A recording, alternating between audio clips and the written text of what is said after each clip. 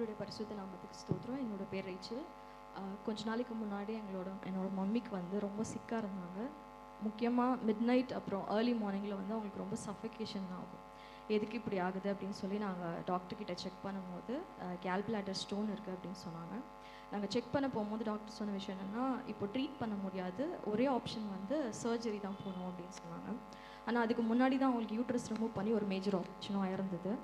சரின்னு சொல்லிட்டு வேற ஆப்ஷன் இல்லாததுனால நாங்கள் ஃபைனலாக வந்து கோலாரில் வந்து நம்ம சர்ஜரி பண்ணிடலாம் அப்படின்னு சொல்லி நாங்கள் ஃபிக்ஸ் பண்ணோம். ஸோ அது வந்து ஒரு தேர்ஸ்டேவாக இருந்தது. நாங்கள் தேர்ஸ்டே அக்காவையும் மம்மியும் கூட்டிகிட்டு போயிட்டு பஸ் ஏற்றிட்டு நான் வீட்டுக்கு வரும்போது ரோடு க்ராஸ் பண்ணும்போது எனக்குள்ளே ஒரு வார்த்தை வருது, விசுவாசித்தால் தேவனுடைய மகிமையை காண்பா அப்படின்னு சொல்லி. வீட்டுக்கு வரதுக்குள்ளே பல முறை எனக்குள்ளே அந்த வார்த்தை வந்துகிட்டே இருந்தது.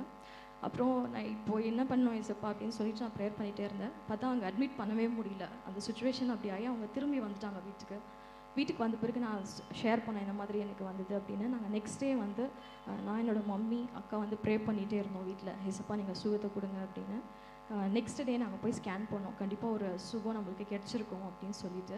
பட் நாங்கள் ஸ்கேன் பண்ணும்பொழுது ஸ்டோனாக இருந்தது வந்து இம்ப்ரெஷனில் கொடுக்குறாங்க, அது வந்து பாலிப் அப்படின்னு சொல்லிட்டு, அதாவது அது கேன்சரஸாக கூட இருக்கலாம் அப்படின்னு சொல்லிட்டு. நான் ப்ரேயர் பண்ணிவிட்டு நாங்கள் எடுக்கும்பொழுது சரி இல்லை நம்ம இன்னொரு டைமும் எடுத்து பார்க்கலாம் அப்படின்னு சொல்லி மறுபடியும் நாங்கள் ஸ்கேன் பண்ணோம். மறுபடியும் ஸ்கேன் பண்ணும்போது தான் இம்ப்ரெஷனில் வருது பாலிப் அப்படின்னு சொல்லிட்டு. சரி அப்படின்னு சொல்லி ஒரு மிக்ஸ்டு ஃபீலிங்கோடு நாங்கள் நெக்ஸ்ட் டே சர்ச்சுக்கு வந்தோம். அப்போ ஐயா வந்து ஹீலிங்கை பற்றி பிரசங்கம் பண்ணும்பொழுது அந்த க்ளோசிங்கில் வந்து ஐயா வந்து ப்ரேயர்ஸ் பண்ணாங்க. இந்த மாதிரி நீங்களே உங்கள் தலை மேலே கை வச்சு, யாரெல்லாம் பலவீனமாக இருக்கிறீங்களோ நீங்களே உங்கள் தலை மேலே கை வச்சு நீங்கள் ப்ரே பண்ணுங்கள், டாக்டர்ஸோட ரிப்போர்ட்டை வந்து ஆண்டவர் வந்து பொய்யா மாற்ற முடியும்னு அந்த பர்டிகுலர் வீக்கில் வந்து ஐயா சொன்னாங்க. நாங்கள் வந்து ஆண்டவரே நீங்கள் மறுபடியும் எங்களுடைய நம்பிக்கை எழுப்புறீங்க அப்படின்னு சொல்லி, இந்த ஆலயத்தில் நீங்கள் இருக்கிறீங்கப்பா அப்படின்னு சொல்லி நாங்கள் வந்து ப்ரே பண்ணோம் மம்மிக்காக.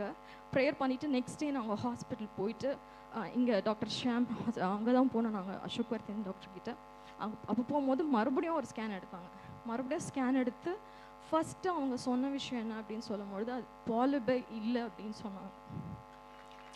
செகண்ட் திங் வந்து என்ன சொன்னாங்கன்னா, வேறு ஆப்ஷனே இல்லை, ரிமூவ் பண்ணி தான் ஆகணும்னு சொன்னாங்க. அப்போ டாக்டர் ரெண்டாவது விஷயம் சொன்னது என்னென்னா, இதுக்கு சர்ஜரி தேவையே இல்லை அப்படின்னு சொன்னாங்க. இது 3 years ஆகிடுச்சு, இன்னைக்கு வரைக்கும் மம்மிக்கு அந்த ப்ராப்ளம் வரவே இல்லை. அதுக்காக ஆண்டவருக்கு நன்றி. இந்த சாட்சியை கொடுத்த ஆங்களுக்கு வாய்ப்பு கொடுத்தாங்க.